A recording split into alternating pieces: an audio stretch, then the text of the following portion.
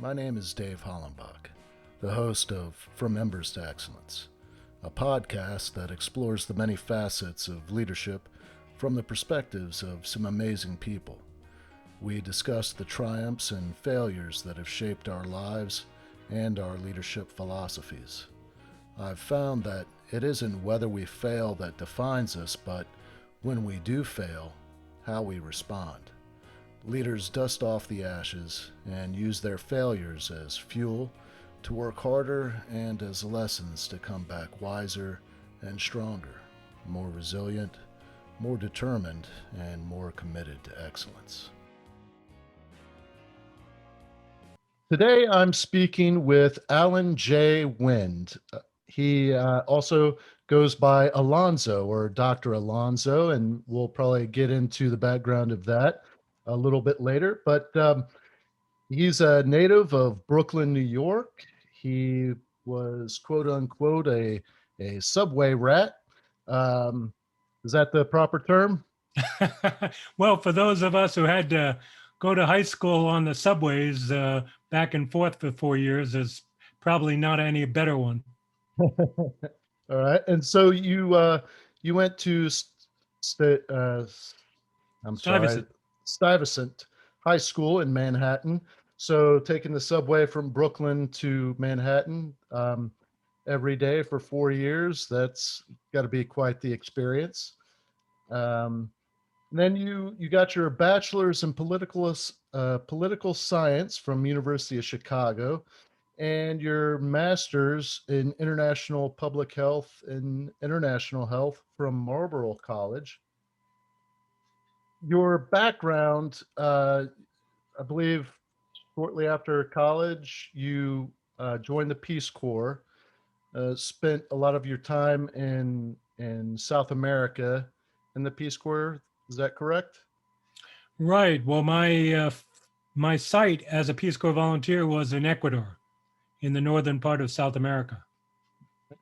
And then from there, you transitioned to USAID, the United States Agency for International Development. You worked off and on with the agency on diplomatic assignments from 1990 to 2019, uh, going from Peru, Nicaragua, Angola, Nigeria, Iraq, Afghanistan, South Africa, and the Southern Africa regional missions. Now, in these roles, uh, Dr. Alonzo provided oversight to the U.S. government, foreign aid, development, and humanitarian assistance, and supported U.S. ambassadors as their senior development officer on multiple U.S. embassy country teams. Now, your experiences in all of these different roles led you, well, after your retirement, you wrote your memoir, the Andean Adventures, and we'll talk about that because, well, I'm quite certain it's got to be quite the story after such a uh, incredible background. Um, but let's start off our conversation with your life growing up in Brooklyn and maybe your family life. What we did touch on, you were raised. Um, so you were raised in the Jewish faith. Your family's background is from Eastern European descent, and so I guess at some point your ancestors migrated to the United States and settled in Brooklyn. And maybe you can tell me a little bit about that. Well, first of all, Dave, thank you very much for having me on your show. I think this is a great platform that you have, and I'm honored to be invited to join you. Um, I find this a great opportunity in terms of being able to share a bit of my story, but frankly, I've also find it very much a learning experience from the different podcasts I've been on to pick up the different experiences and wisdom that many of the podcast hosts have been able to share from their own experiences. Yeah, there's some interesting stories in terms of what I came to eventually know about my family background and things that came up along the way. Certainly, much later in life than when I was growing up as a boy. As a boy, um, I had what seemed to be a fairly small kind of nuclear family. The four of us, a younger sister who was younger by 2 years from me. I didn't know many others from my father's family or my mother's family. I didn't know anything at all really about the family background. I knew my grandparents at the time. They came to my bar mitzvah when I was 13 years old in New York. And there was some other kind of very distant relatives that I didn't really know and appreciate. I didn't connect well in terms of knowing where things were. And as just to kind of leap decades into the future, I actually began to learn much more about what my family was when many years later we were in Nigeria, of all places, my wife and I and our daughter. And I received an email from someone who purported to have virtually the same name as me, Allan J. Wind, the only distinction of Allan being with one L, and he claimed to be a cousin of mine. And for those of your listeners who are familiar with Nigeria, they may have heard of the different sort of scams from Nigerian princes and other emails claiming untold wealth and people claiming to be family members and whatnot. And I had actually some experience of dealing with the consequences of that when I had to serve as a consular duty officer, hearing sad stories from Americans who felt scammed. So, of course, I was suspicious initially. But as I began to investigate, I discovered that it was actually true. This guy, Allan Wind, who, when I saw his picture, he looked a bit like me. He was a few years younger than I was. And it turned out he was a bit of an amateur, what's the word, genealogist. And he explained to me that, in fact, my grandfather, Sam Wind, who had come to the United States in the um, early part of the 20th century from what was then the Austro-Hungarian Empire, but with a birth certificate that said Vienna from Austria after World War One. He was actually part of a large family that was, I don't know if you ever heard of the famous Japanese movie, The Seven Samurais. Yes. So it sounds like the Winds were actually seven Polish samurais, if this is the right way to express it. There were seven brothers, a couple of sisters who basically migrated in the early part of the 20th century out of a small town. I actually forget the name of the small town now, but it's on the border between Poland and Ukraine and what was then the Austro-Hungarian Empire. And they migrated westward. And most of them settled around the New York area. Some went out further west. Others ended up eventually going to Israel. But I discovered that, in fact, I had lots of kind of distant cousins from these different lines of family. But my father had been, frankly, a bit of a black sheep in the family and had never really enlightened my sister and I with any of our larger family beyond knowing an uncle and an aunt and our grandparents, as I mentioned. So it was funny to come into terms with that so many years later. I actually ended up discovering a distant branch of my family in Ecuador. That's another kind of time jump, if you can believe it or not. When I was in Ecuador as a Peace Corps volunteer, I ended up hearing from a villager in the town that I was in saying, "Oh, there's a guy who has your same last name in Guayaquil, the main port city in Ecuador." And, from experience, I knew that a lot of times people from the villages might say, "Oh, it's the same name," or something like that, just because it had a W on the end of it. And Wind is not exactly the sort of name that you would encounter in a place like Ecuador in South America. But to make a long story short, through the whole chain of coincidence, I actually discovered that indeed there was a distant cousin, a branch of the family that migrated from that Poland, Austria area to Belgium, and then around the turn of the 20th century had gone on to Machala on the Pacific coast of South America with banana plantations and gone up to Guayaquil and became the Laniado de Wind family. So, of all things, I ended up discovering distant relatives there in Ecuador when I was a Peace Corps volunteer. Uh, what did your when you were growing up in Brooklyn? What did your mom and dad do for work? My mother didn't really work until probably I was about 10, 12 years old. I think she then took a clerk job in a local department store. Before she'd married, she'd worked as a telephone operator. From what we understood, things were kind of hazy in terms of my mother's background. My father, being a bit of a black sheep, his father, my grandfather, had had a very successful kosher dairy restaurant in Lower Manhattan in the 1930s and 1940s. And my father had resisted getting involved with it. He just didn't want to pick up the family tradition. He ended up uh, trying to go into the military. In the end, he joined the Coast Guard for a number of years during World War II. He then joined the Merchant Marine. And in the 1950s, he ended up becoming a bartender, working at the Friars Club.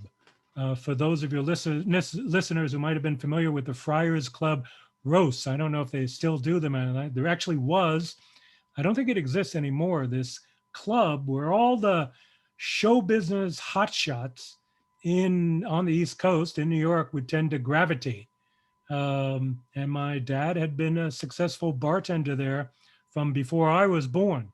I still remember as a boy, my father bringing home this football signed by Joe Namath, this record autographed by Barbara Streisand, and all of these other things from that time period. I think there was even a picture with Sammy Davis Jr. giving my father a kiss, akin to the kind of kiss that he would give Carol O'Connor on All in the Family. Remember Archie Bunker from that time.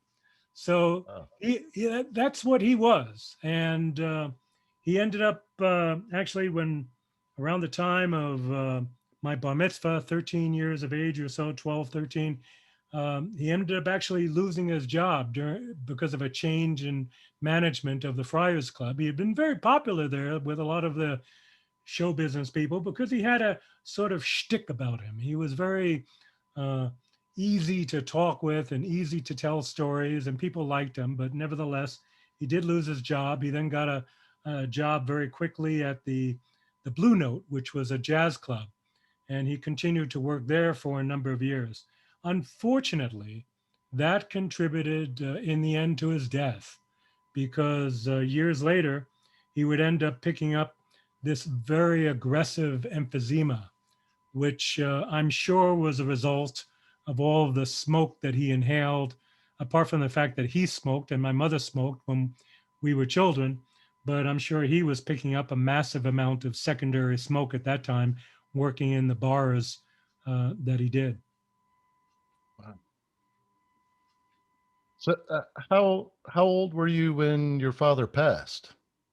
Well, my father ultimately passed away some years later when I was actually in Ecuador in the Peace Corps. He had been getting ill when I was in college, um, getting some treatment from the VA from time to time. Um, as it would turn out, during my first year as a Peace Corps volunteer, I joined the Peace Corps in 1980. And I think 1981, he began to actually have to be hospitalized for stretches of time. And in mid 1982, he went through a crisis, and we were warned by his doctor that he, in fact, might be facing death at that point. And I had to do what they called an emergency visitation and return back home to spend time with them. As it turned out, I was back home in New York for about a month during that time. And he recovered, or at least so it seemed he recovered. He was released from the hospital, but that was the first kind of extended time really that I'd had with him for many years because I going to high school, as you mentioned earlier, I went to Stuyvesant High School. That wasn't my neighborhood high school. That was one of the New York City specialized schools that you had to take a special entrance exam going to Stuyvesant, Bronx High School of Science, Brooklyn Tech, um, the School of Performing Arts that the movie Fame was all about, and so that's how I would spend long hours traveling by bus and train, usually about an hour and a half each way to get to high school. Plus, I had these after school events that I was involved in, and sometimes I would go hang out at friends' houses. So, I often wasn't home during chunks of high school years, necessarily on a nightly basis. And then in college, I was determined to leave New York City and look for some place that was away from New York, but not necessarily too far. And in the end, I ended up going to the University of Chicago. It was the best school that I was accepted in at the time, and they offered a great financial award package, a scholarship for me to be able to go. I didn't make the trip back to New York all the time from Chicago. I went back particularly in the freshman, sophomore year, maybe once or twice, but then over time I didn't. And then I ended up going off to Peace Corps pretty much right after college.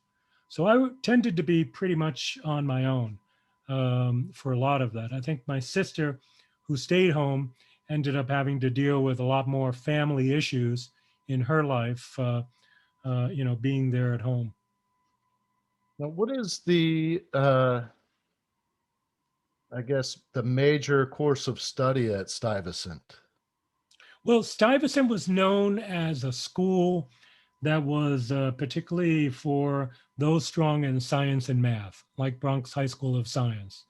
Um, to be honest, I wasn't necessarily a brainiac as far as it meant in terms of science, although my nickname in junior high school had been Genius, which was partially a result of the fact that in junior high school, I ended up skipping a grade. New York City had at that point the what they called the Special Progress Program, where depending on your academic achievements, you could basically go from the sixth grade directly into the eighth grade. So I kind of jumped ahead at that point as well.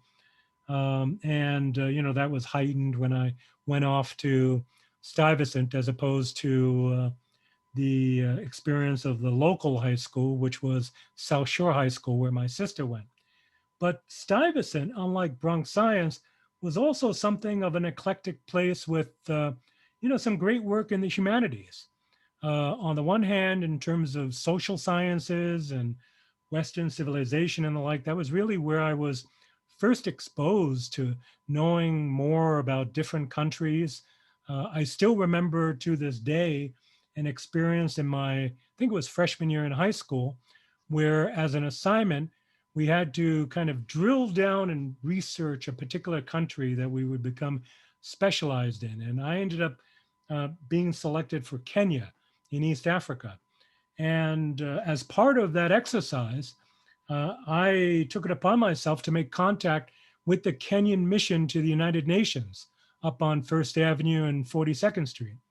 And I was adopted by the Kenyans, and I got all this material about the country's fight for liberation, their independence from Great Britain, all of what they were achieving. I mean, these were heady days in the early 70s, a lot of optimism in terms of what was the possibilities for that country as well as other countries that had faced decolonization.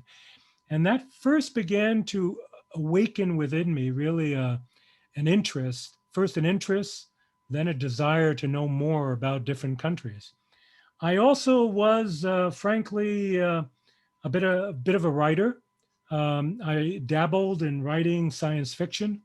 In my sophomore year, I won a lot of awards in terms of writing, and in fact was selected by the chairman of the English department and by my then English teacher to have a special creative writing English program during my junior and senior year at Stuyvesant with Frank McCourt. I don't know if you've heard of Frank McCourt, the Irish American writer. He passed away about, I think, 5 years or so ago.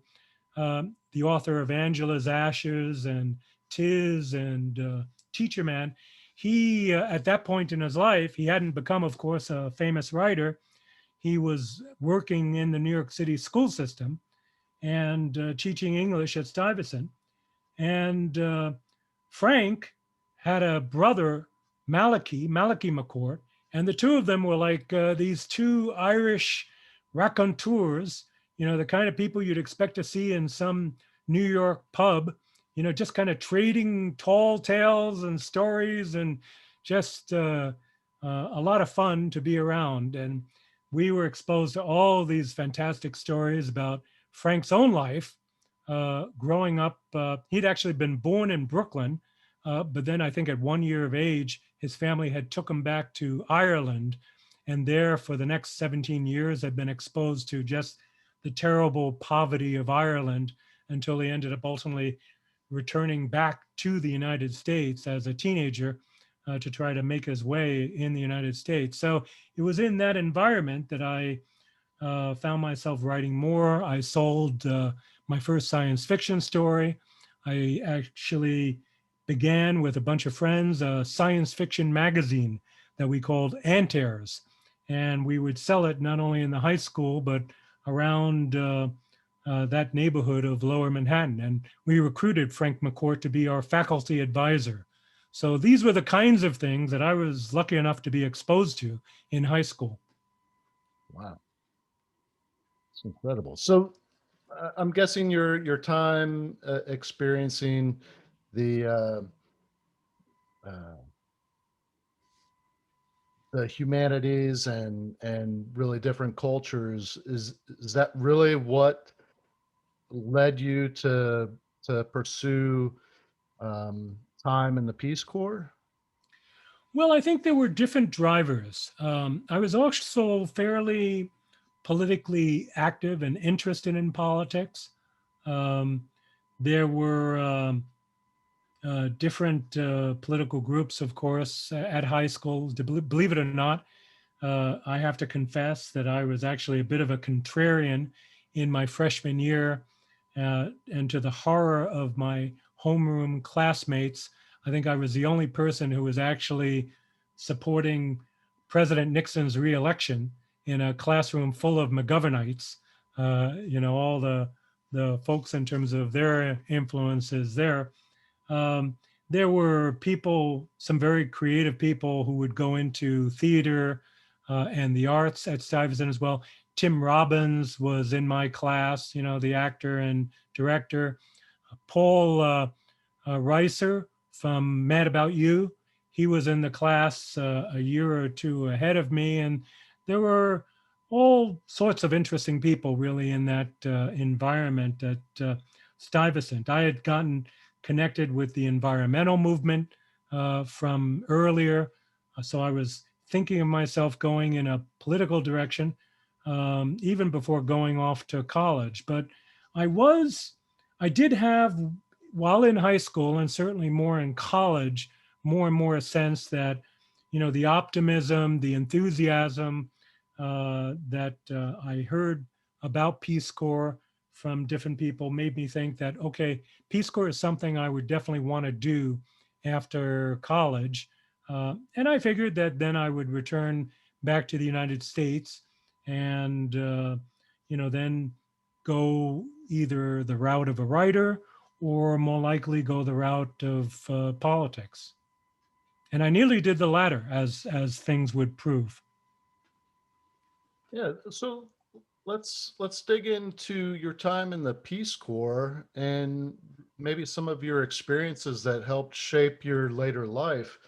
Um, and prior to recording this interview, we spoke a little bit about some of the languages that you speak, and um, I'm wondering, did you just pick those up when you were in country, or did you study some of these different languages throughout your academic career? Well, I did have language in high school. As part of the graduation requirements in high school, I had 3 years of Spanish, but I can't claim that that gave me any real kind of fluency in Spanish. Maybe what really it left me with was a basic familiarity with, being able to read and pronounce things on some level. I even had a year of conversational Hebrew at Stuyvesant, in part because the teacher, Rose Marison, was famous for giving practically an automatic A for people going to the class. So I wanted to try and improve my grade point average, I think, during my junior year of high school. Um, but it wasn't until when I ultimately joined Peace Corps that I really had a chance to test my Spanish. The fact that I had Spanish certainly did help in terms of the selection process, in terms of which country I would go to. But even then, it wasn't automatic. I tell the story in the book about how I came to apply to Peace Corps, and I was interviewed actually at the Chicago downtown office of what was then the government agency Action, which included both Peace Corps and what was it, Vista, the domestic program. And I remember being offered a series of different country assignments as a potential volunteer at first. I think the first country they offered to me was Bangkok, Thailand, a urban development kind of program. And I wasn't enthusiastic about it. I didn't know much about Thailand, but I also knew I didn't want to necessarily go live in a big Asian city at that point. It wasn't really my image of a Peace Corps volunteer going off into the bush, working in the village and all that kind of thing. So then the next country they proposed for me was the Gilbert and Ellis Islands.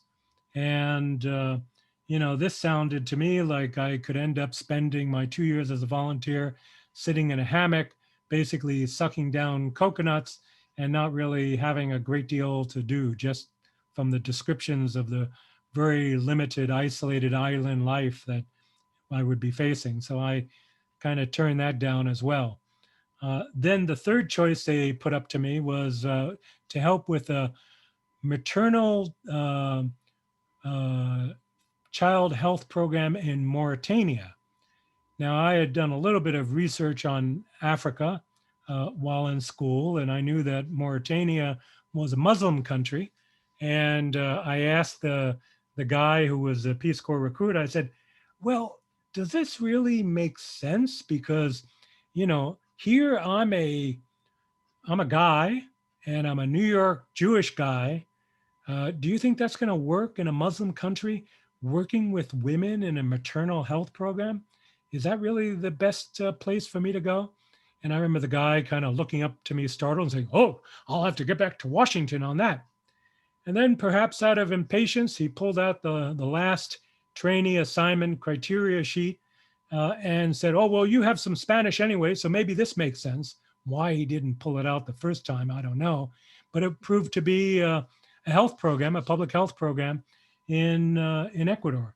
And that made a lot of sense. I mean, been exposed to Spanish in high school. I didn't take language, as it turned out, in college, but I had in fact studied health policy as part of my program at the University of Chicago. I actually had begun my collegiate career going into medicine, but organic chemistry proved to be the folly of my ways and stopped me from continuing on for better or worse in that direction. And so I ended up getting involved with a program at the University of Chicago called ASHM, Arts and Sciences Relating to Human Biology and Medicine. And I began to do some related policy and health management, health um, uh, social policy kinds of courses to fulfill the requirements of that.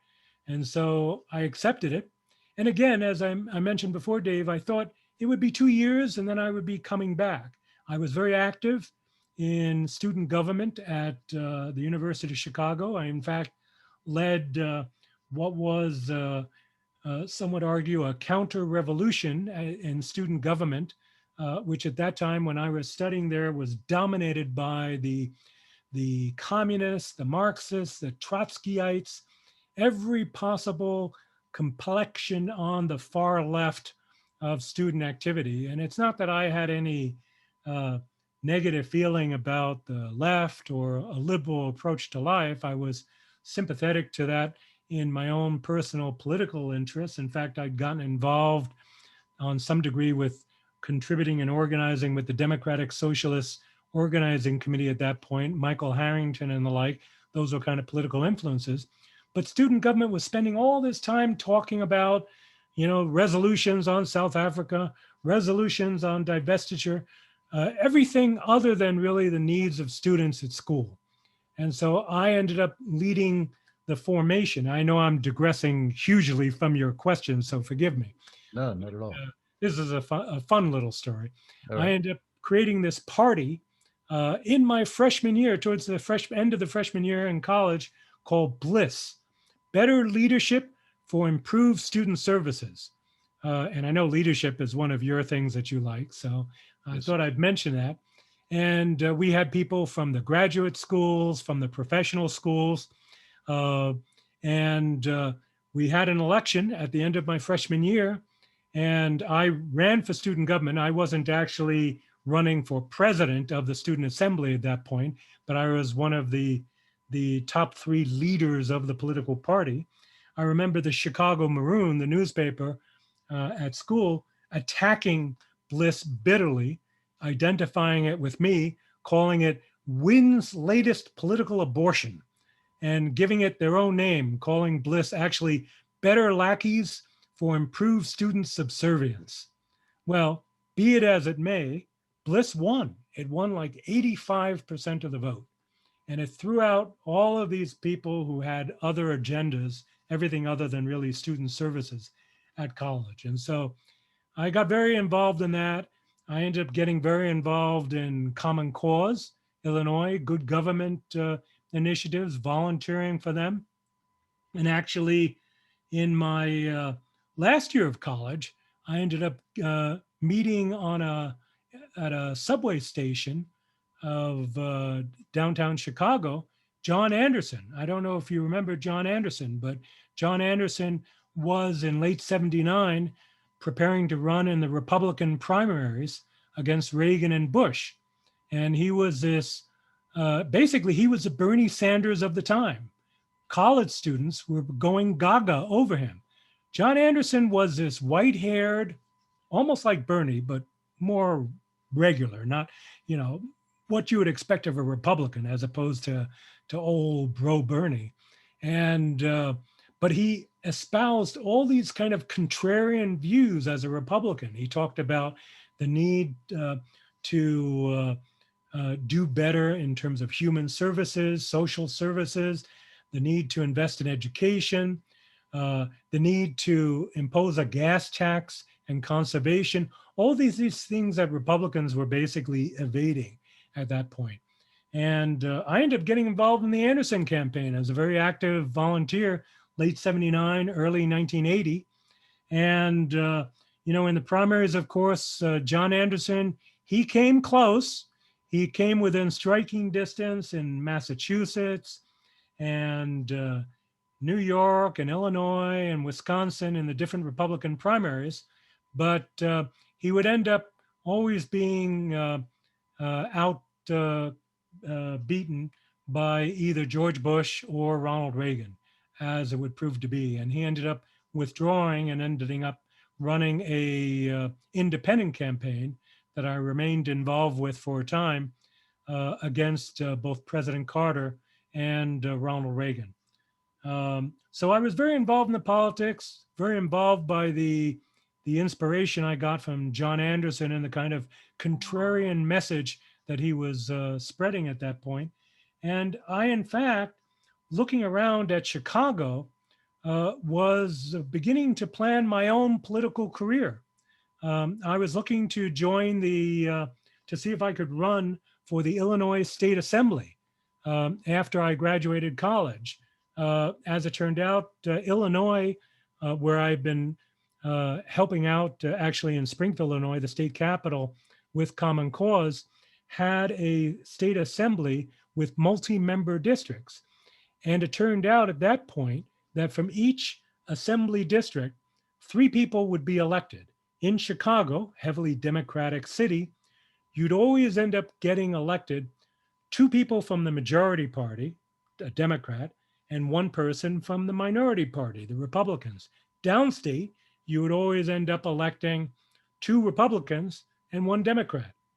And what that meant is that the threshold of votes that you needed to run for either a Democratic seat in downstate Illinois or a Republican seat in the city of Chicago was actually pretty small. You didn't need to have as much votes as, one of the other majority party candidates. So I was gearing up, getting ready to do it. But as it turned out, I found, for a number of reasons, recommitted into going into Peace Corps after college and figuring that I would do Peace Corps and then I would return back to Chicago and think about plotting out my political career. To some degree, I was kind of almost a nascent or what's the term, precocious Bill Clinton, in Illinois, thinking about how Peace Corps could help improve my political viability. But the experiences of Peace Corps and the things that I would encounter in Peace Corps, the things that I would encounter in Ecuador, ended up curing me of the political virus and really causing me to decide against returning back to the States anytime soon for those kind of adventures.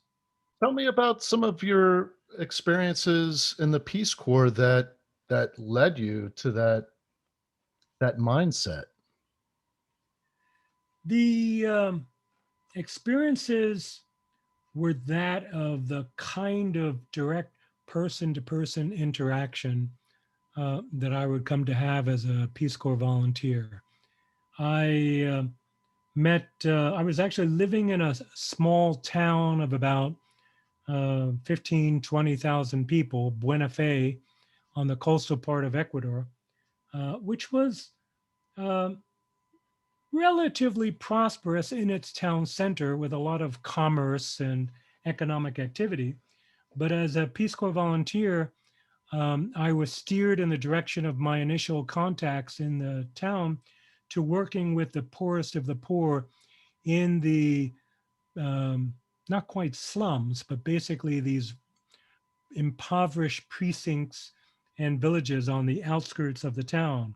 And just seeing the sort of malnutrition among the kids, the issues of worms, problems that could be easily solved through access to potable water, or if people would boil their water, problems of malnutrition that could be resolved if people would have access to better knowledge about eating fruits and vegetables and trying to have a more balanced diet.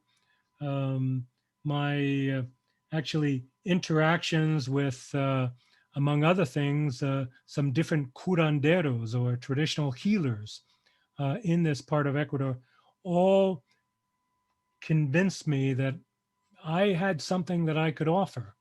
And as it would turn out, I was noticed by the chief of the then chief of the hospital of Quevedo.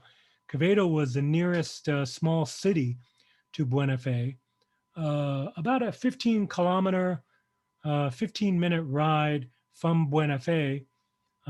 Dr. Luis Trevino, who asked me, would you be willing to work also here in our hospital in Quevedo, where many of the people from Buena Fe come, and see what you could do in terms of setting up a health education program here?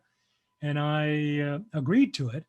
And then as I developed a series of contacts there in the city, I found out about this radio station in the heart of Quevedo called Radio Rey. that put out um, radio programs that really got across the entire country. They had a 50,000 watt transmitter. So I proposed to the director of the hospital that we set up a health education radio show.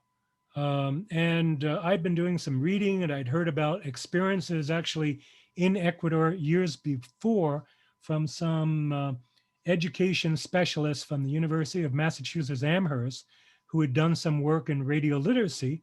And I thought, well, maybe we could do something like that here.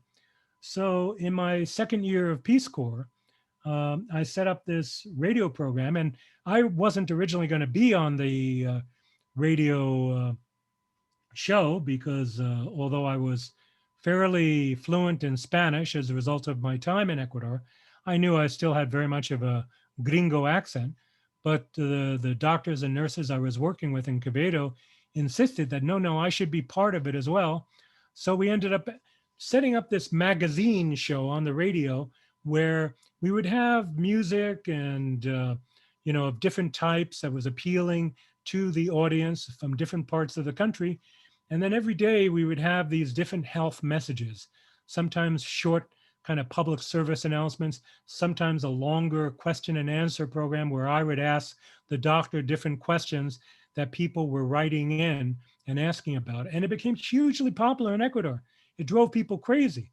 It also drove the Peace Corps country director crazy, who ended up, for a whole series of other reasons that you probably don't want me getting into, kind of being fed up with me because he heard these stories about this American Peace Corps volunteer who was on the radio. He said, "Who gave permission for this? Did he ask for permission?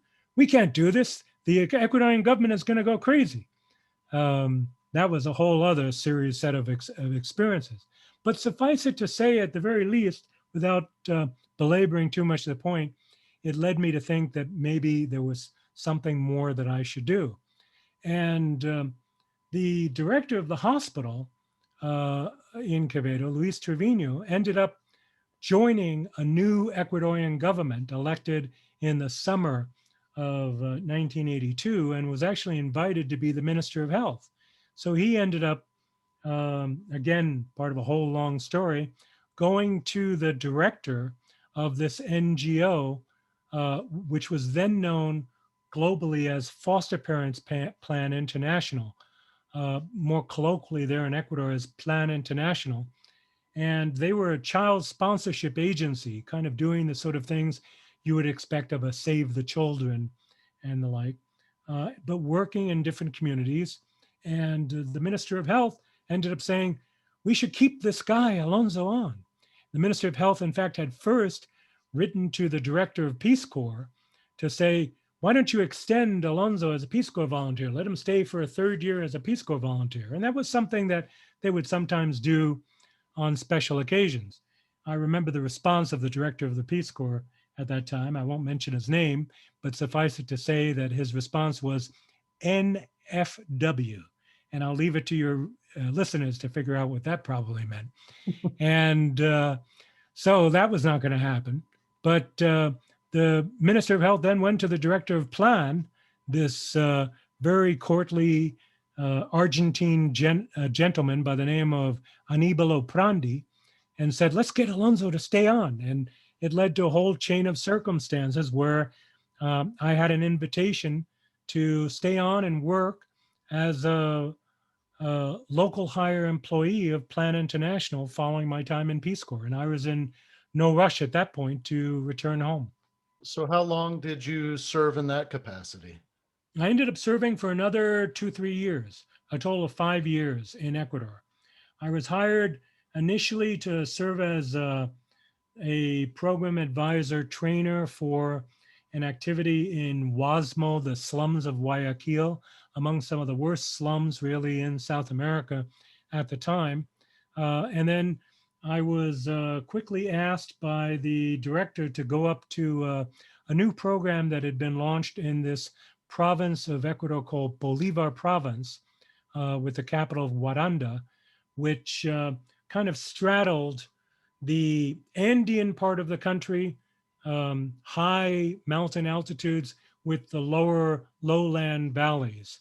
And I became the program advisor trainer and kind of the de facto deputy director of that program under first a Dutchman who was the international higher director, and then a Canadian woman um, who ended up following him as a director. And that was really a further um, led to a further chain of experiences that would cement my connection with Ecuador and really with South America as a whole. I'm assuming from there you ended up getting involved with USAID.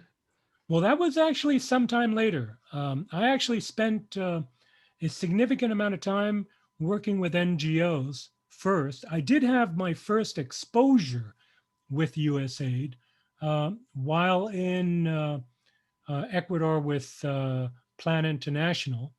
I had reached out at a different point to the health office of the USAID mission in Quito because we were getting a little bit of AID funding to support some work that we were doing in terms of institution strengthening.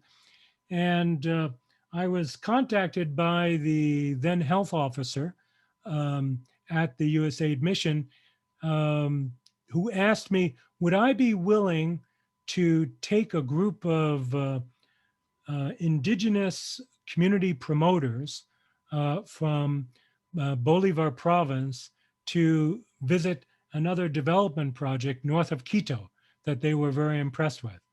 And that ended up actually opening another series of contacts for me because I had gotten very interested in the work of um, a Catholic bishop in Riobamba, Monsignor Leonidas Proaño, who had become known as the Red Bishop, particularly among the Ecuadorian elites, because he had a very strong social justice message, kind of drawing on the Catholic teachings of Brazilian thinkers like Paulo Freire, who wrote Pedagogy of the Oppressed. Um, Really, this whole school of liberation theology that had picked up in the late 70s and early 80s. And I was looking for ways to connect that with the kind of work that I was doing, not necessarily from any kind of Catholic point of view. I wasn't interested in Catholicism per se, but I was very drawn to the social justice message that I was hearing from this. And I was very attracted to trying to translate health and development messages, economic empowerment messages, not just in Spanish, which sometimes would be the language just of the elites, the urban elites, but also looking for ways to translate it into some of the indigenous languages like Quechua that some of the indigenous country communities would speak. And so the folks at USAID wanted me to take these promoters basically on a field trip about 4 or 5 hours north. And the place that they wanted me to visit was another very interesting and unusual place. It was known as Radio Baha'i, the Baha'i radio station. I don't know if you've ever heard of the Baha'is. This was to be my first kind of contact with the Baha'is. But at that point, the Baha'is, which represent really a wholly independent, separate religious group that I came to know as being worldwide, um, but with some important connections all through Latin America, were supporting a chain of radio stations that were conducting very progressive social education projects located almost like in a line, going from southern Chile to the shores of, well, really the Bolivian Altiplano in Caracollo, um, in Peru, and then in Ecuador, in Otavalo. And in fact, they had gotten the attention of the USAID mission, the Canadian International Development Agency, CIDA, the Swedish International Development Agency, because they weren't proselytizing, they weren't there as missionaries or the like, but they had developed this very progressive radio education program that I found myself drawn to, that among other things, they included this show called La Vaca Perdida, which in Spanish means the missing cow. And basically, it was kind of a radio bulletin board where farmers could basically send in a message, hey, my cow is missing. Have you found it? And you'd get these messages going back and forth. So it was basically mixed in these key health and development messages, as well as messages about the equality of the races, how the whites or lighter skinned peoples had no special monopoly on power and authority, but the browner skinned peoples, Black people, people of all races were equal, the equality of men and women, the need for governments to give up war as a instrumentality of national sovereignty, all these special social messages that were really resonating among the Indian communities in Ecuador. And as I would come to learn, in other parts of Latin America and other parts of the world. And so I ended up being there for about 4 or 5 days. I noticed some different symbols, religious symbols, and some religious pamphlets here and there, but no one proselytized. No one tried to speak to us about what the Baha'i faith was. Um, they just talked about how they approached social and economic development, which I considered to be really among one of the most enlightening messages that I'd ever seen.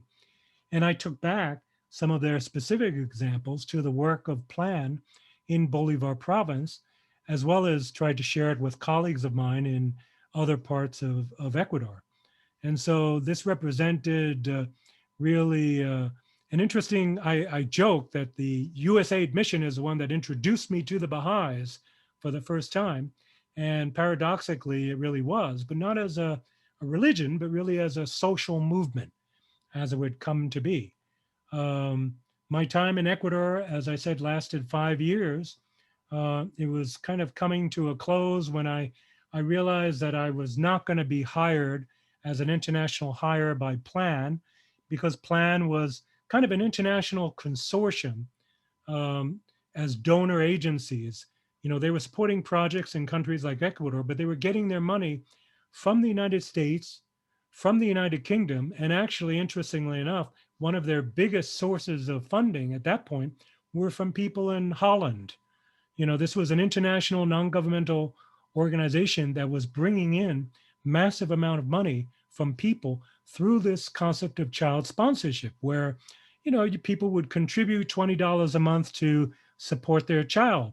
But Plan, along with other organizations, were at that point trying to make the case that, look, we're not trying to spend your $20 a month on your particular child that you are sponsoring, that you're being a foster parent of, but rather we will invest this money into social and economic development projects in their community. And I found that to be tremendously appealing, particularly when you compared it with the work of some other NGOs that were actually being fairly disruptive to the institutions, to the organizations of communities, where you, as you can imagine, in a community where, let's say, half of the families are being supported by donors from outside the country and half aren't, you know, you would create these tensions that could actually tear apart communities if you weren't careful, and really undermine the development process that you needed to see in countries like Ecuador. But here, Plan was actually being very progressive in terms of supporting this more thoughtful approach. And I learned an awful lot from the experiences there in Plan, and particularly with a number of the Ecuadorians who were old hands there, as well as from the, as I said earlier, the Dutch and the Canadian directors who were part of it. But Plan International, whose international headquarters was actually in Rhode Island, was limited in terms of how many people they could hire as an international hire when I looked to become an expat to be able to work in other planned countries around the world.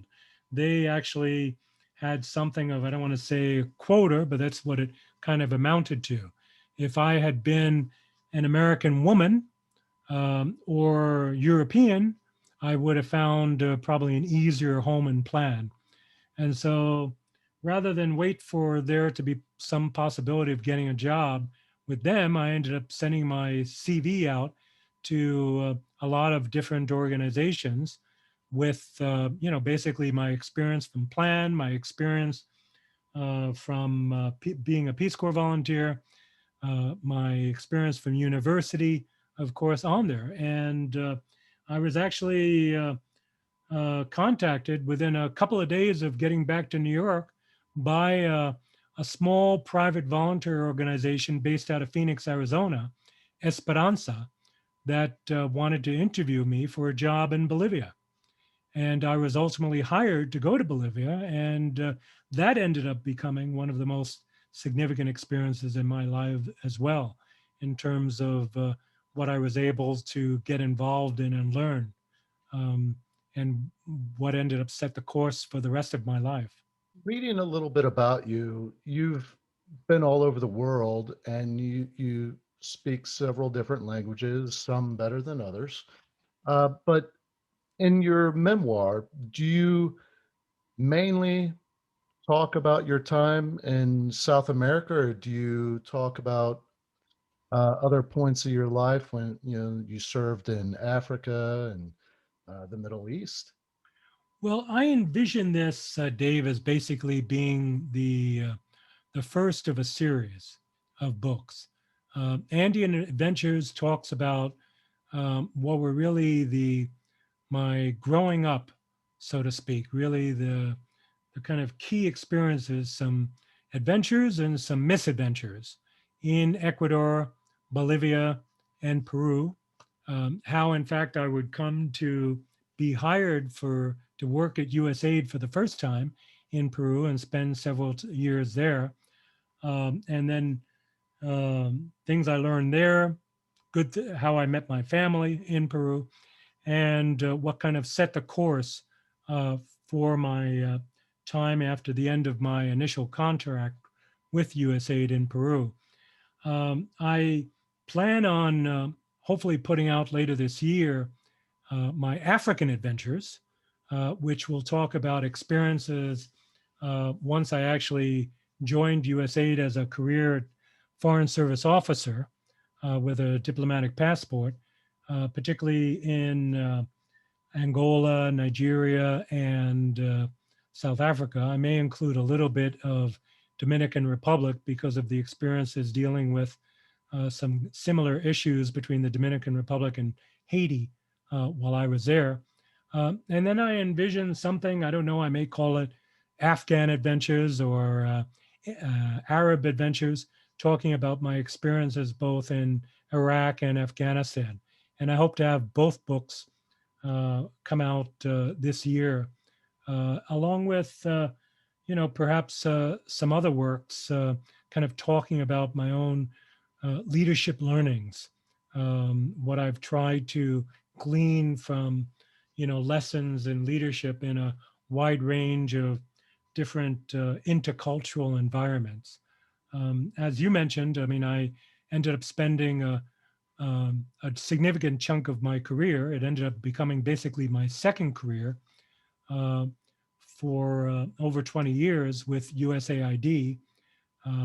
After working with CARE, after leaving USAID in Peru, I worked with CARE in the Dominican Republic.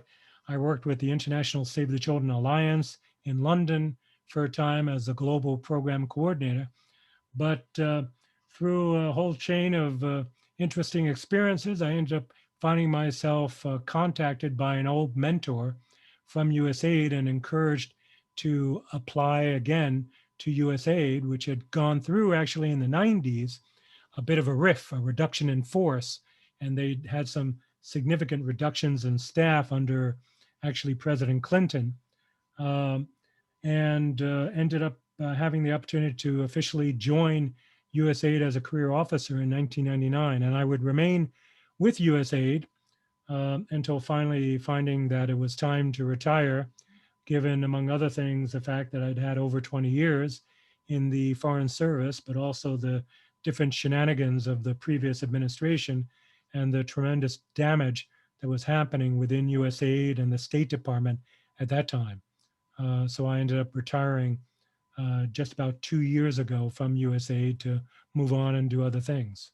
You mentioned leadership, and that was one of the things that I wanted to ask you about, how your leadership philosophy has been shaped by your experiences in all of these different cultures. Um, because, well, really, I have this theory that really across cultures, leadership, good, solid leadership is universal. And I really haven't had the opportunity to test that theory. But I was wondering if you've found that to be um, accurate, or is it misguided?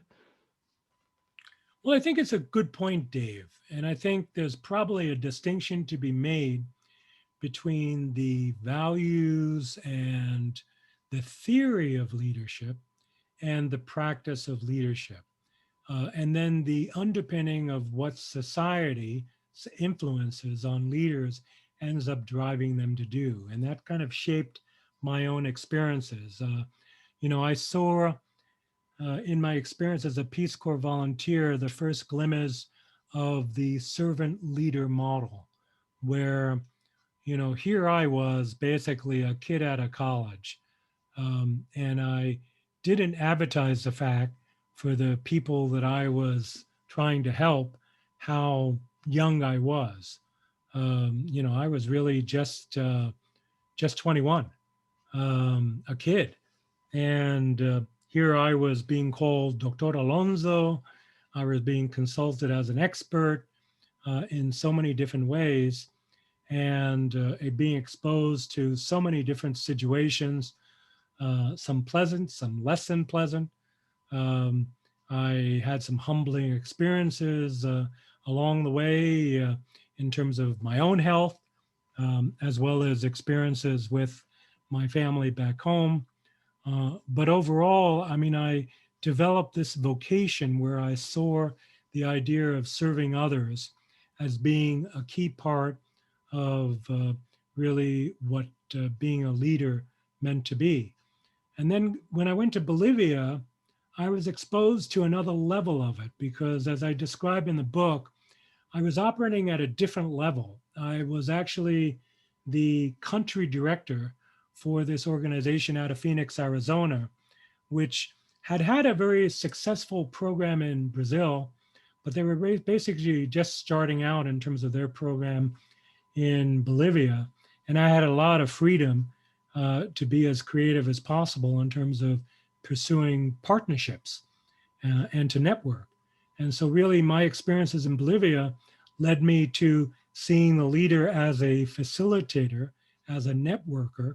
And in fact, one of the most important experiences, I should say, two of the most important experiences that I had in Bolivia was to recruit a staff and to develop an organization, Esperanza Bolivia, that ended up becoming strong enough to survive on its own without direct support necessarily from the home office. And even today, in 2021, the person who I originally hired as a nurse trainer for Esperanza Bolivia, Palmira Villarreal, continues as the executive director of Esperanza Bolivia and continues to do exciting and innovative things in the country as the head of a local Bolivian NGO that I was able to found with the help of a lot of people.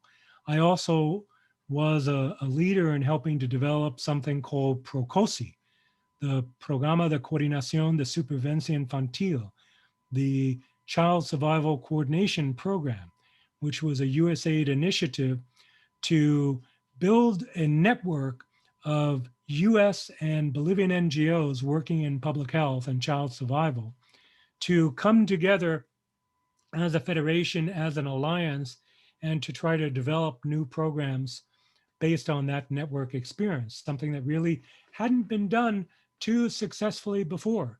I threw my heart and soul into it, working with some great people at different levels. I ended up actually uh, coming to, again, meet some tremendous Baha'is in Bolivia and some Baha'i development institutions while I was there that were also very helpful to me along the way, that I talk about at length within the book as well for those that are interested. But Procosi as an institution, excuse me, I'm happy to say continues to survive to this day with their board of directors, and they're able to procure local funding, both public sector funding and support from the government of Bolivia, as well as support from the private sector from different corporations, again, to try to further the model of a successful health experience in communities in Bolivia.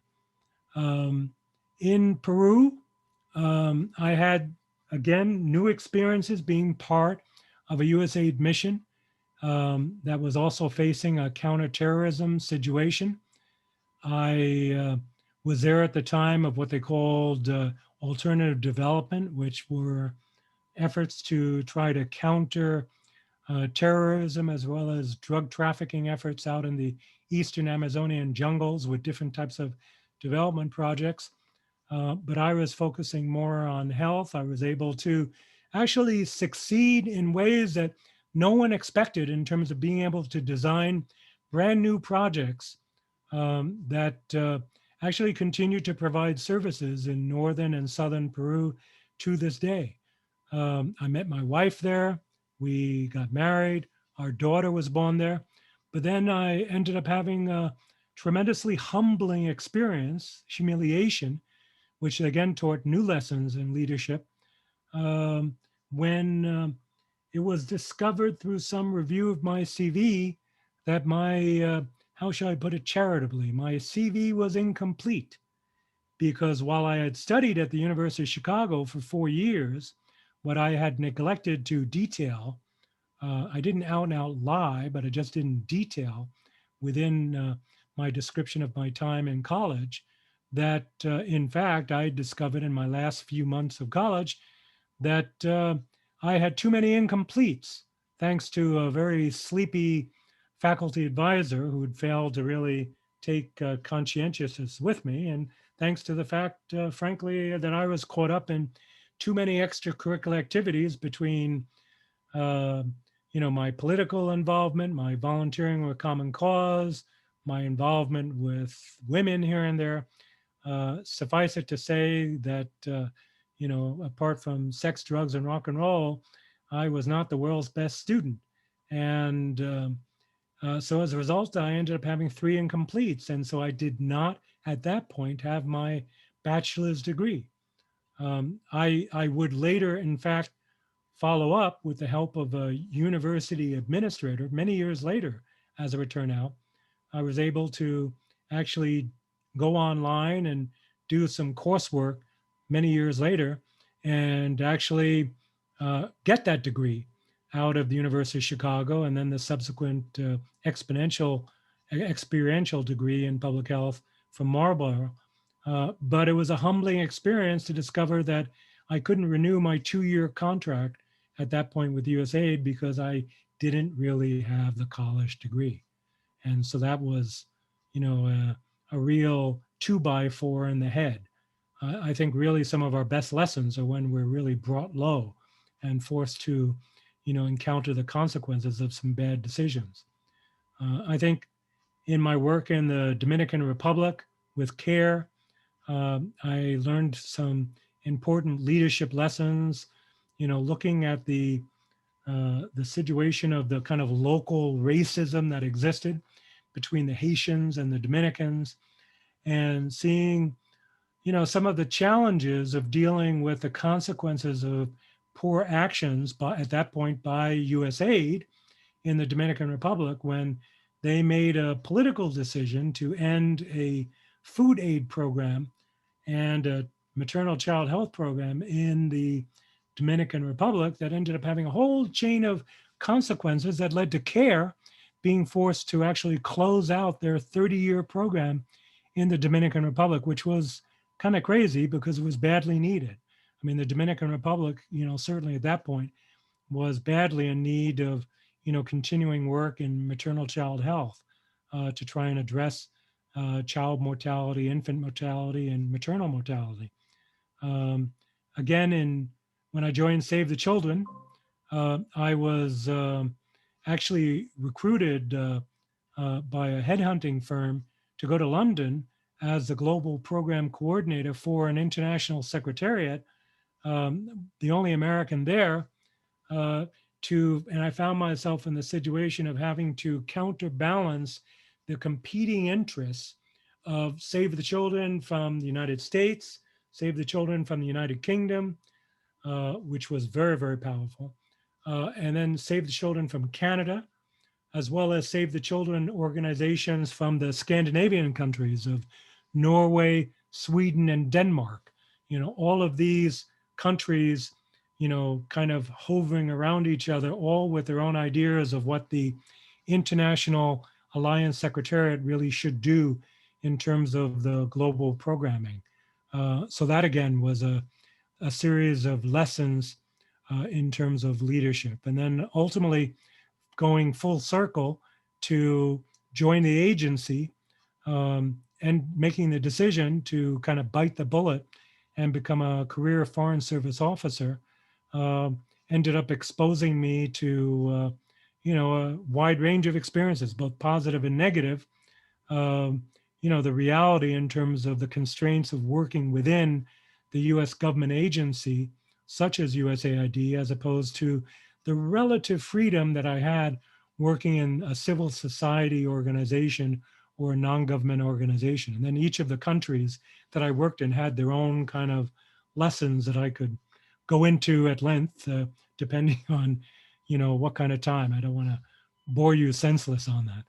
No, no, I I am very curious as to uh, so you mentioned servant leadership, and uh, in in my studies, I've been able to really what I've found to be consistent throughout, even going back as far as Stoic philosophy, or even Taoism, Confucianism, and these even in uh, Christianity, Islam, there are some themes that just seem to be universal. And when applied to leadership, I feel that it really can translate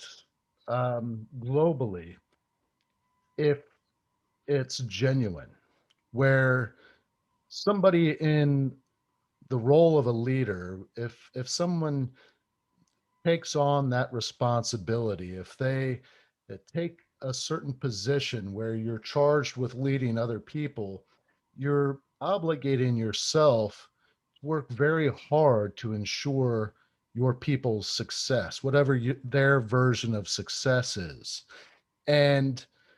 And so that in and of itself is servant leadership. You're helping your people develop, and it strengthens the team, and therefore benefits you yourself when you're in that leadership role. And but having not led in any organization outside of the one I retired from, um, it's really just academic at this point. So somebody such as yourself that has been in these positions where your influence really encompasses so many different people and different backgrounds from different cultures. What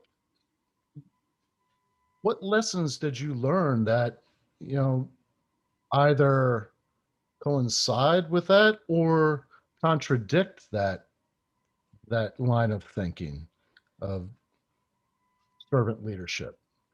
Well, the challenge I found over time was reconciling that sort of approach, that sort of vision of leadership with the kinds of forces that I would find both from host governments in the countries that I was serving in, as well as the kind of reality of working within an official capacity with a U.S. embassy that might give a certain amount of lip service to the idea of uh, a diversity and broad-based approach to leadership, and yet the reality of working, where Washington and the beast is kind of constantly controlling your agenda and sometimes pushing you in a direction where it's not necessarily wise to go, where a political agenda could be coming into conflict.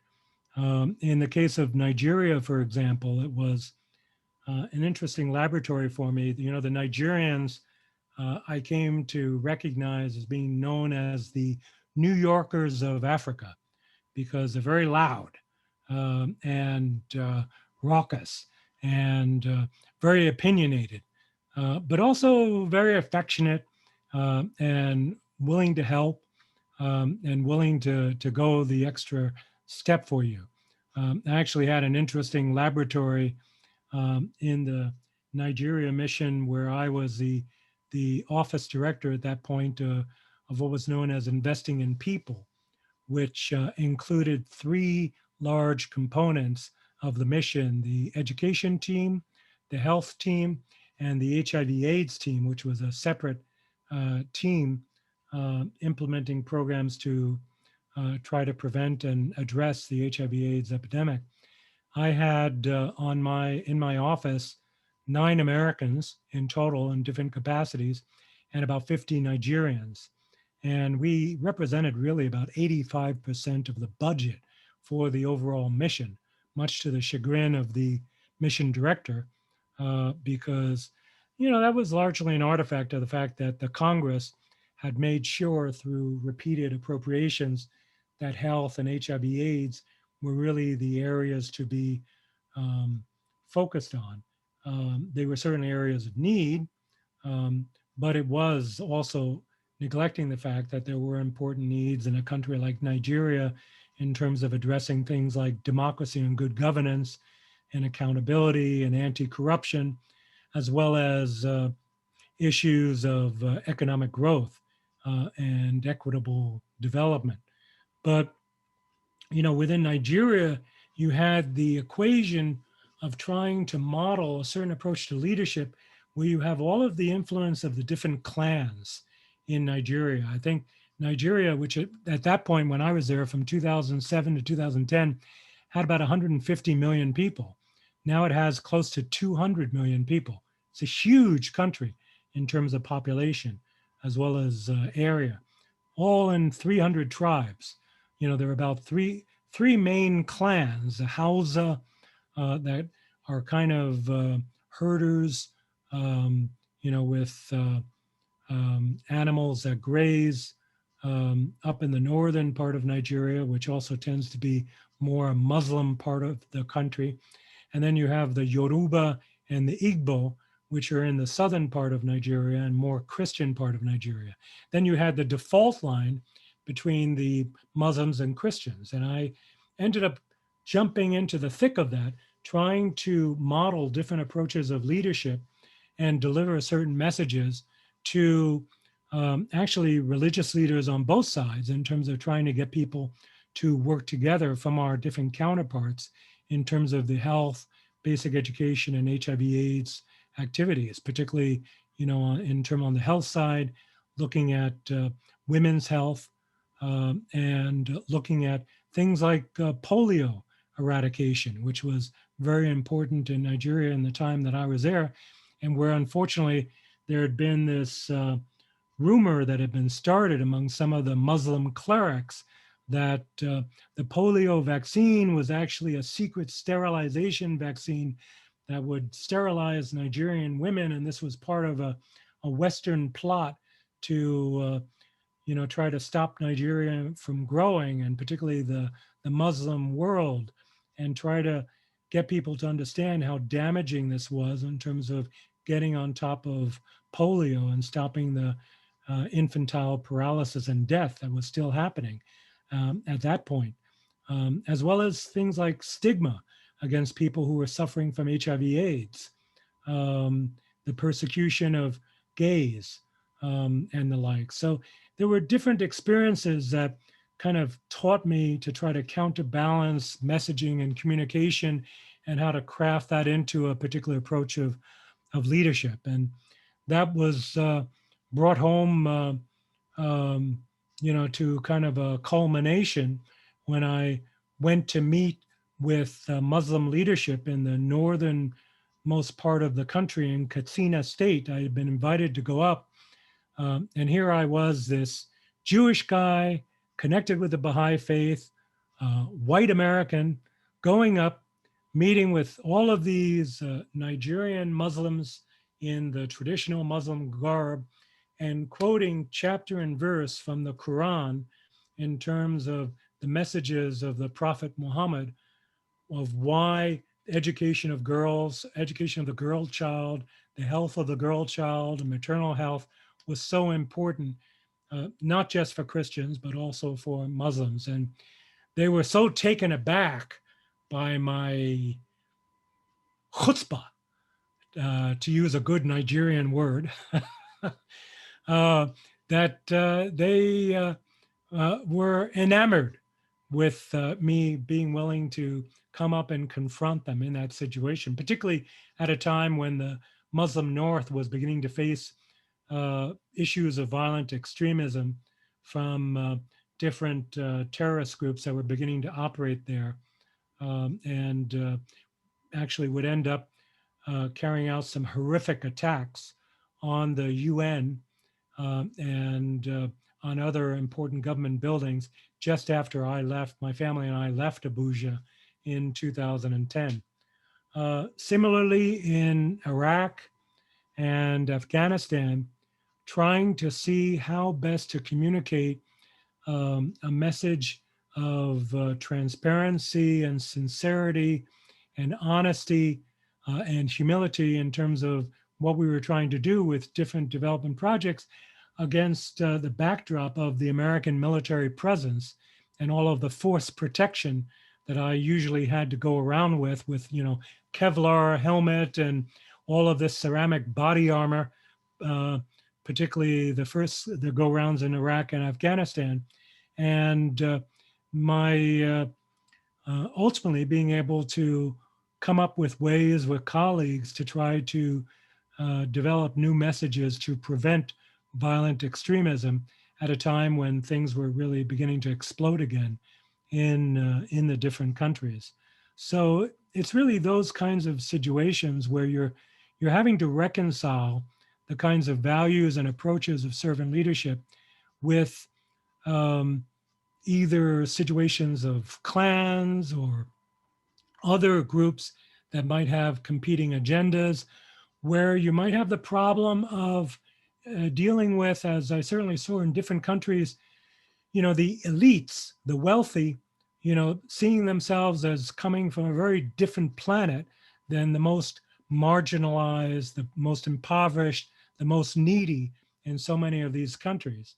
And, sometimes trying to intimidate Americans and Europeans who are trying to direct government resources to go in that direction to support, uh, programs that would help really the most needy, rather than necessarily open up channels to corruption and other ways for them to be able to deviate resources that were coming from the United States and other and European countries.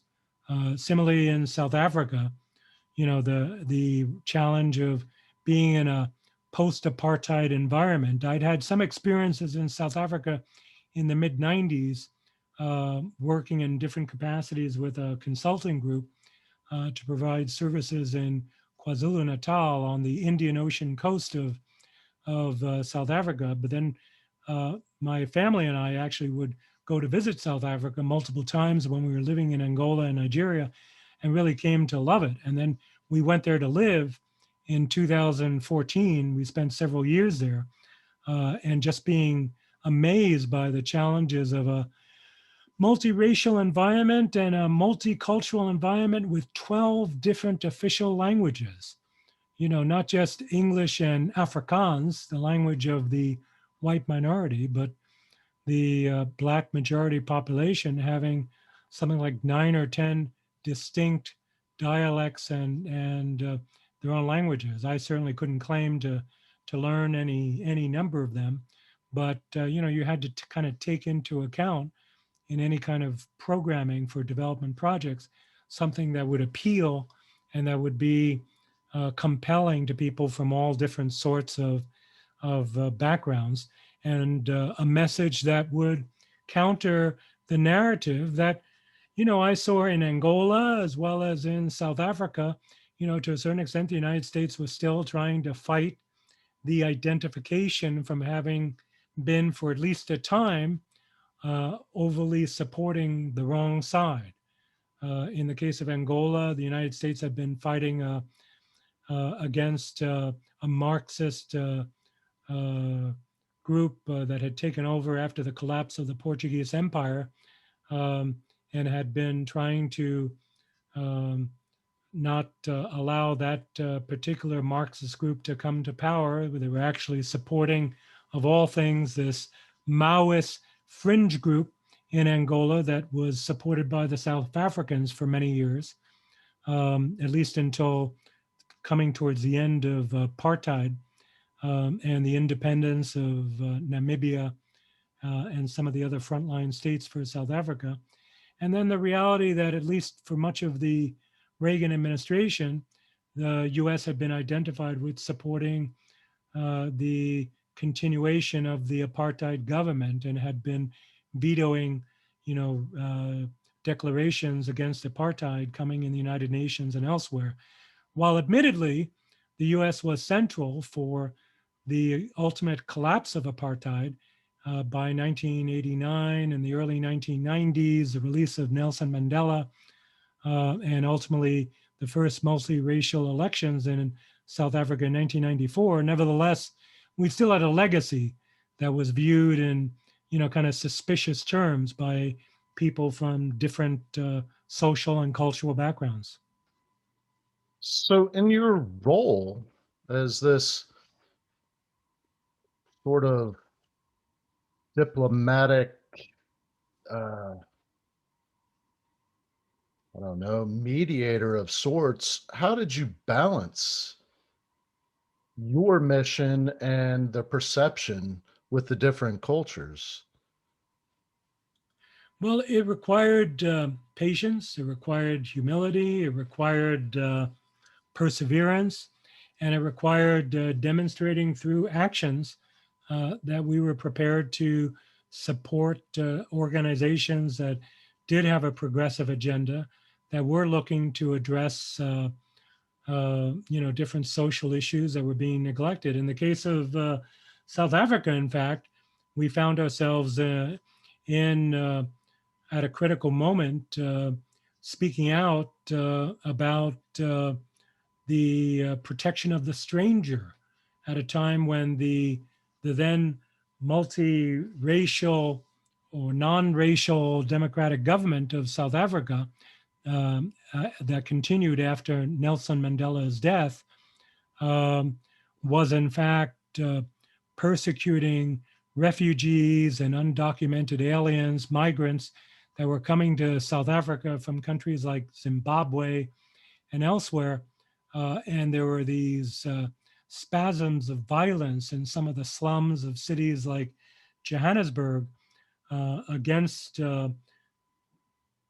foreign migrants that were coming to work in South Africa, that were coming to fill in important gaps, within the economic environment of South Africa, to some extent, not unlike, the reality of Mexicans and Central Americans coming to the United States, in terms of taking jobs that many Americans were unwilling to undertake. And so we found ourselves having to take unpopular stances there in terms of working with different partners to try to promote programs to speak out against the violence and try and push different structures of the government to provide protections for people that were coming from different backgrounds. So it required a lot of patience and a lot of perseverance, and relying on local partners. It didn't mean that necessarily I or any of our Americans on board would necessarily be the face of much of this, but we would rely on the expertise of South Africans from different backgrounds to help explain to us how we could best implement different types of programs. That was true as well within HIV/AIDS. President Bush had started back in the early 2000s the PEPFAR program, the President's Emergency Plan for AIDS Relief, which would end up amounting to many, many billions of dollars going to largely countries in Africa to help them get control of their AIDS epidemics.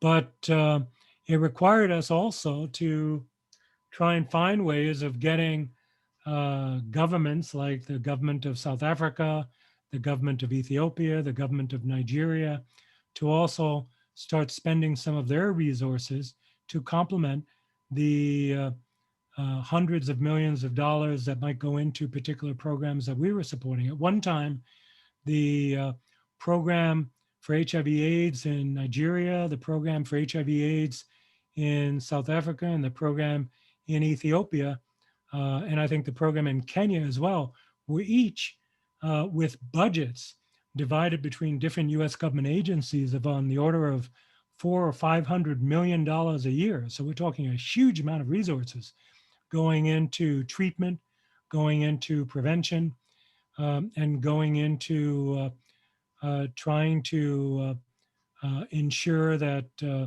the constituencies, the local communities, would also stop stigmatizing people who were suffering with HIV/AIDS. I'm blown away by just your life's experiences, and I just think that the real world experiences, your memoir, and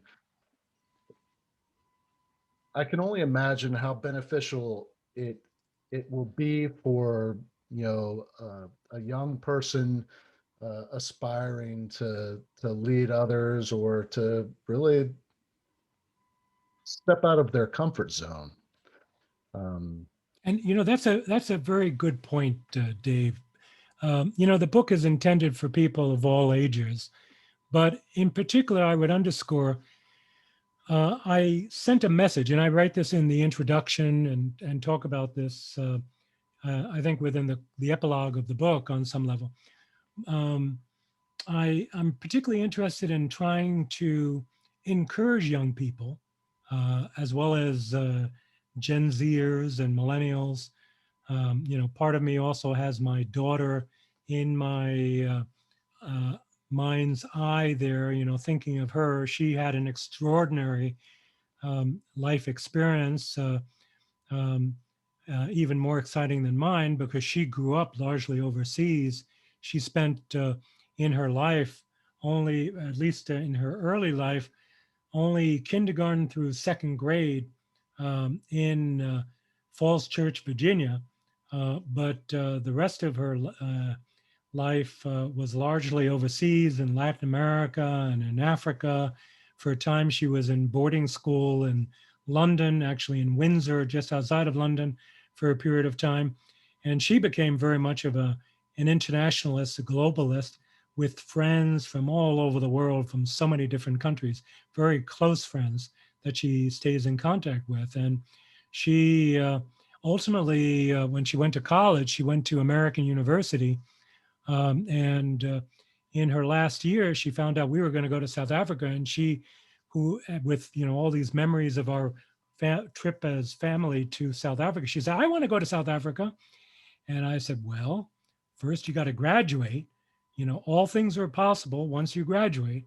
And so she, really pressed the accelerator to the floor and got herself pulled together to be able to graduate in time to join us in South Africa. And she spent some time with us in Pretoria, but then quickly ran off to Cape Town, which is such a gorgeous city, beautiful city on the Atlantic coast of South Africa.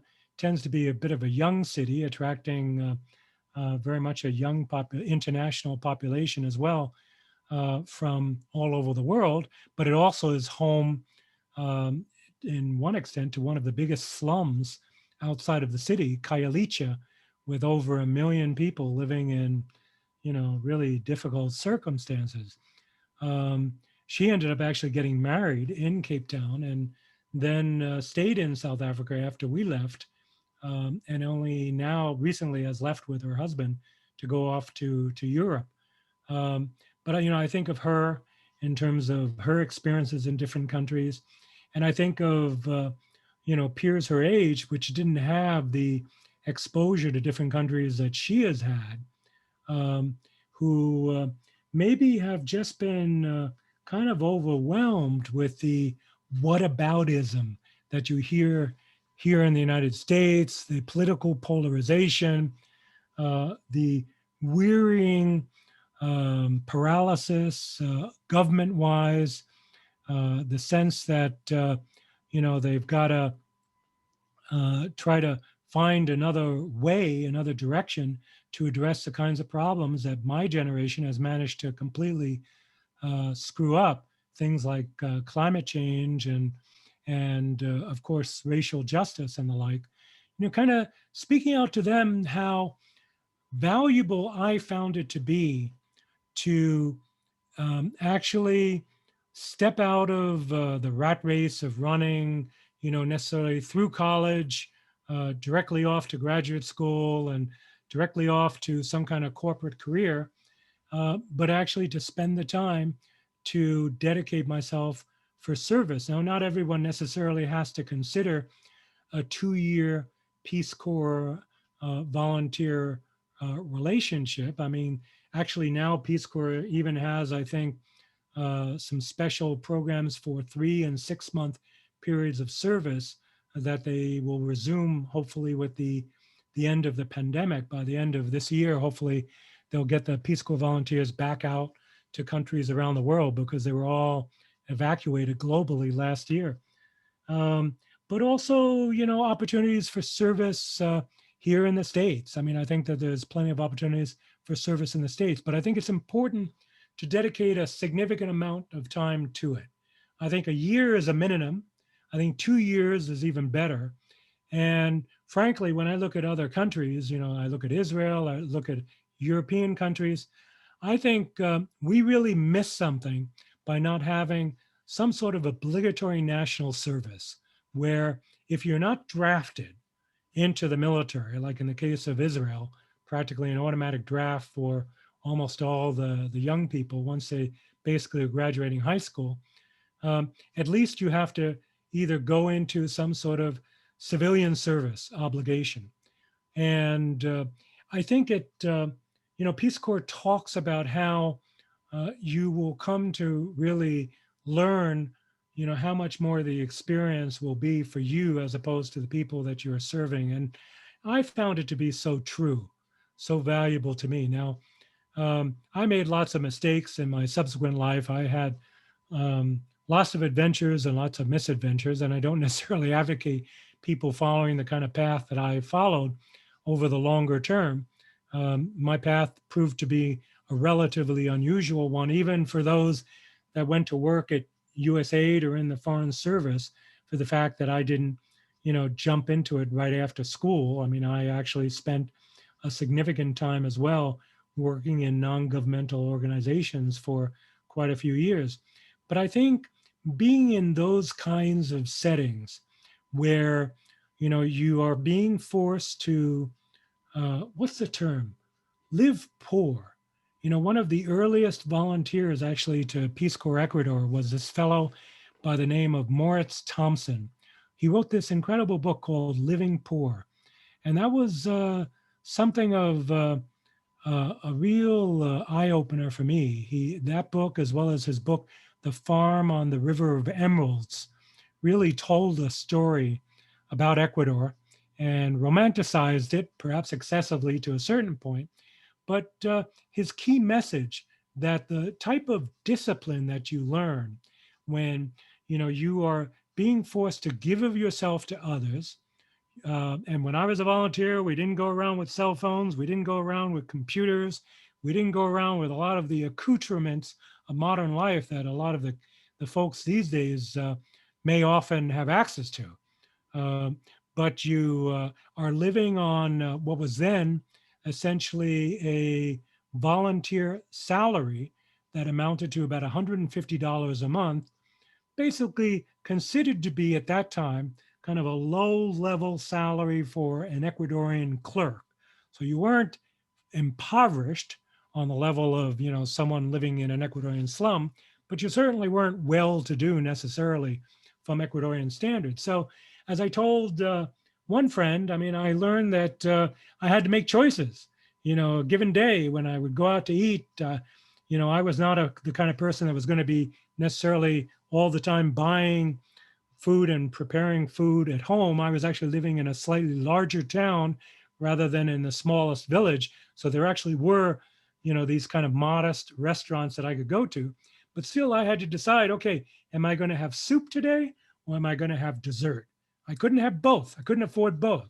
If I wanted to save up my money to be able to have other kinds of discretionary experiences, maybe go to the movies in downtown Quevedo, the nearest city, where I could watch Bruce Lee or other kind of karate movies in Spanish subtitles or whatever, with my Ecuadorian friends. I mean, if I was going to have those kinds of social experiences and come to enjoy aspects of life, to have the occasional beer, I had to have some discipline. And I think that kind of discipline can be so valuable to then guiding us as we approach the kind of life choices that you have in the workplace, whatever workplace it is, later on.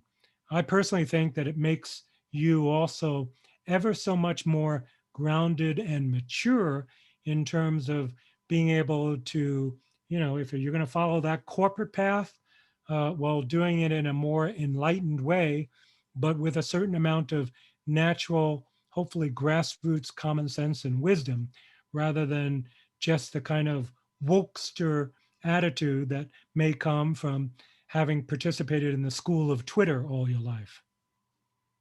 Forgive the rant. No, that was awesome. Oh, that's great. Now, you've said the word misadventures several times.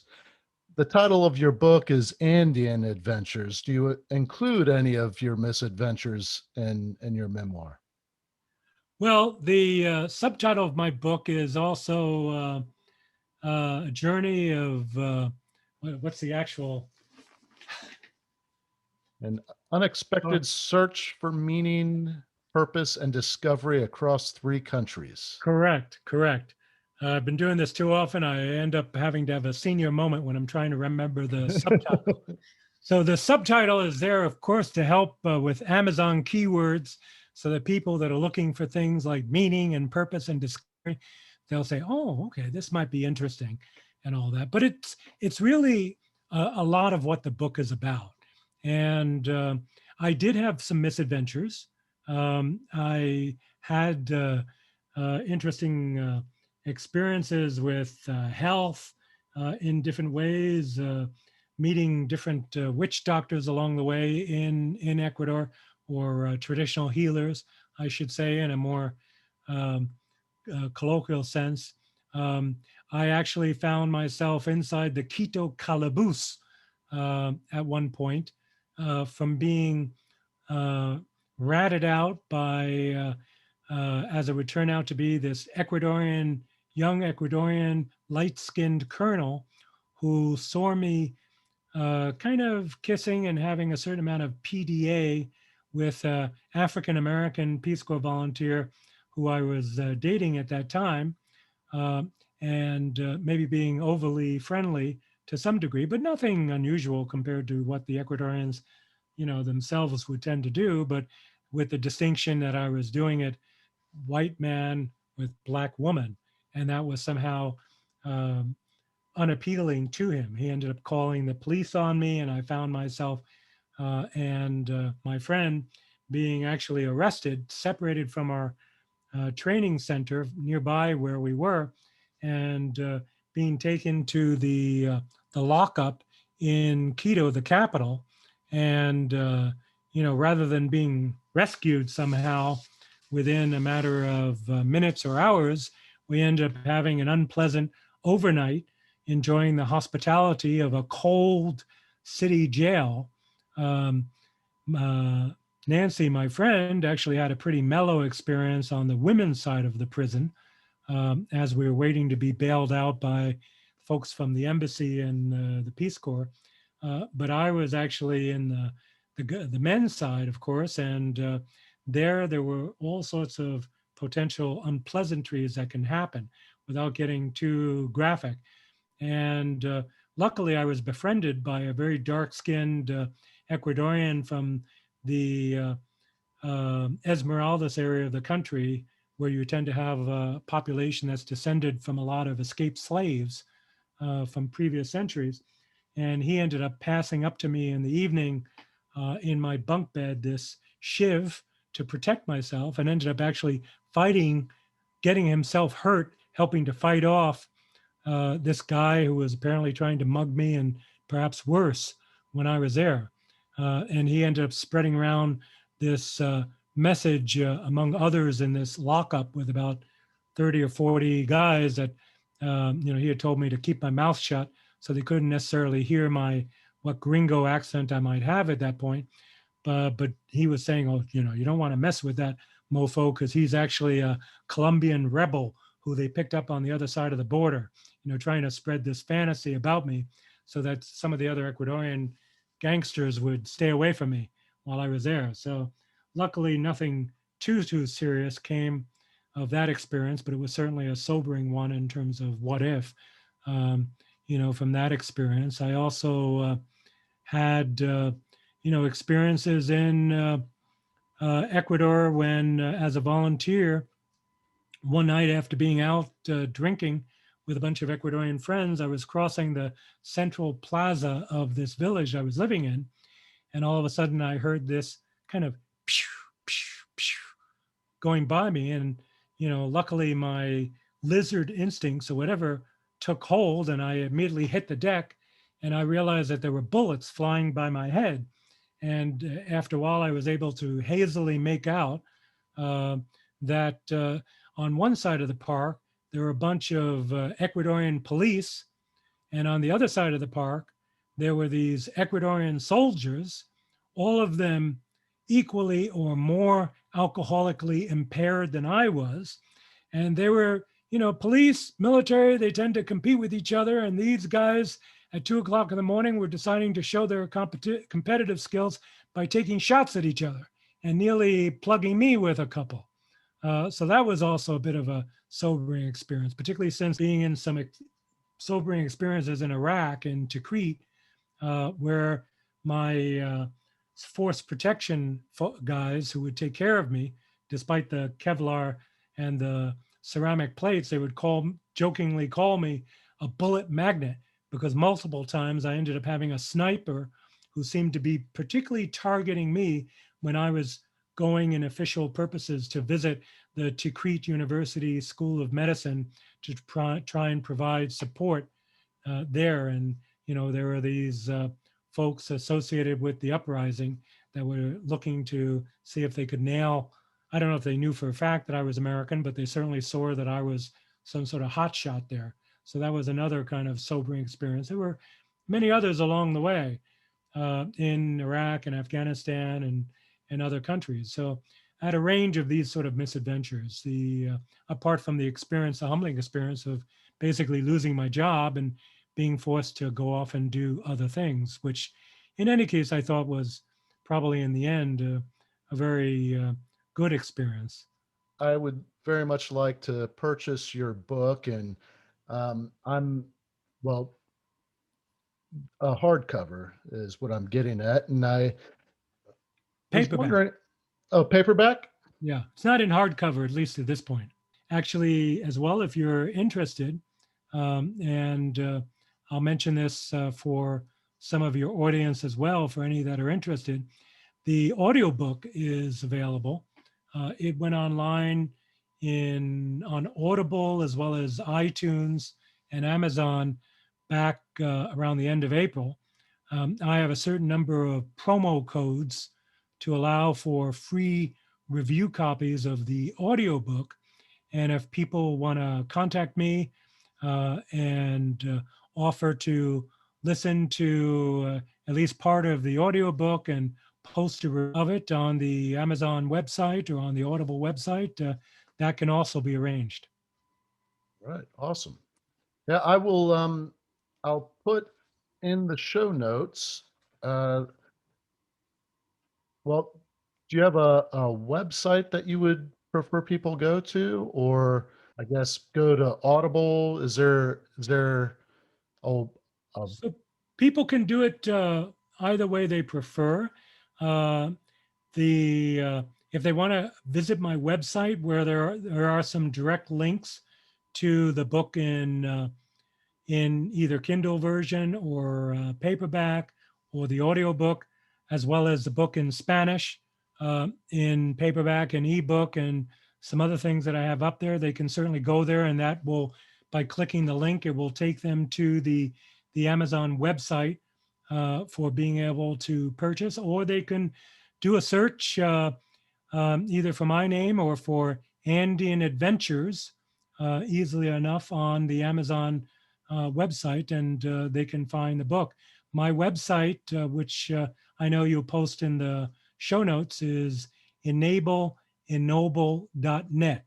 That's enable, ENABLE, ennoble, ENNOBLE, all one word, just to make it difficult, .net. And people can feel free to go there.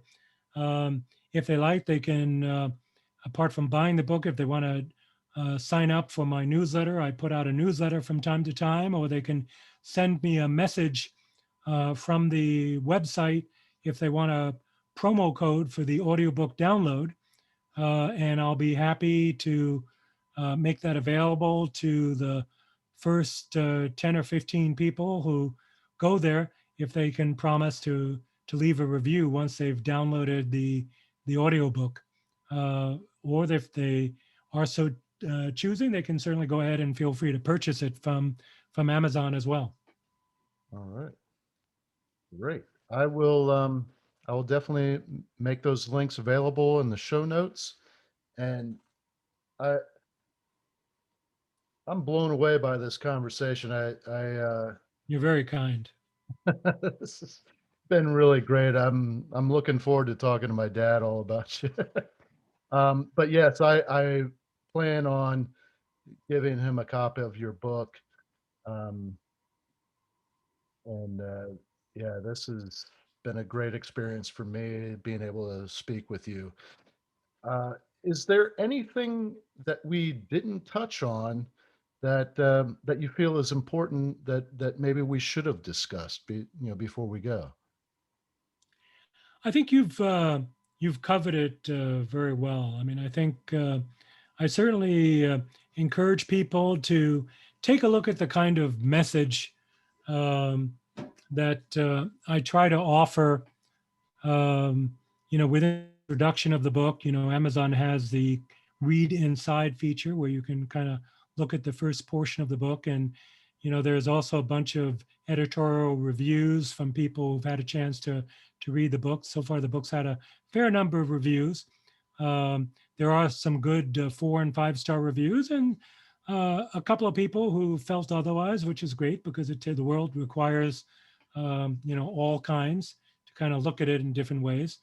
Um, and I welcome, commentary back on my blog. I have a newsletter that I try to put out at least once a month to talk about different issues of the day.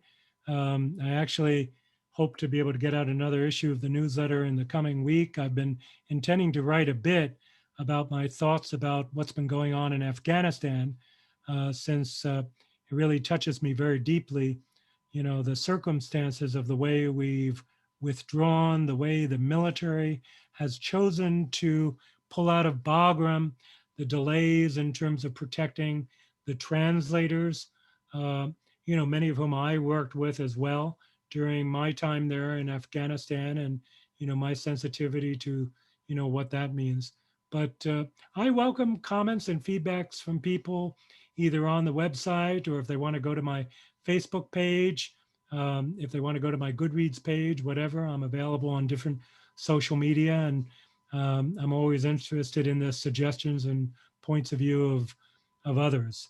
And certainly, I know there are things that I could have done better in this effort. This book, on some level, was a work in progress for many, many years. I kind of half started, half stopped it for many, many years, and procrastinated far too long.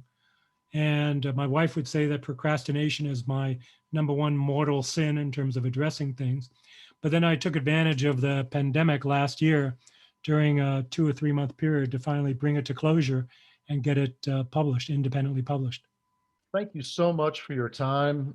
I I really appreciate you being so open with me and sharing everything that you did. And I hope that this episode helps spur your book sales and um, leads to a bigger following for you, because I just think that you've got a lot of value to add to so many different people. So thank you. Thanks so much. And I look forward to having a chance to listen to some of your own podcasts. And certainly I'll look forward to your message in terms of what sort of inscription you'd like me to add for your father.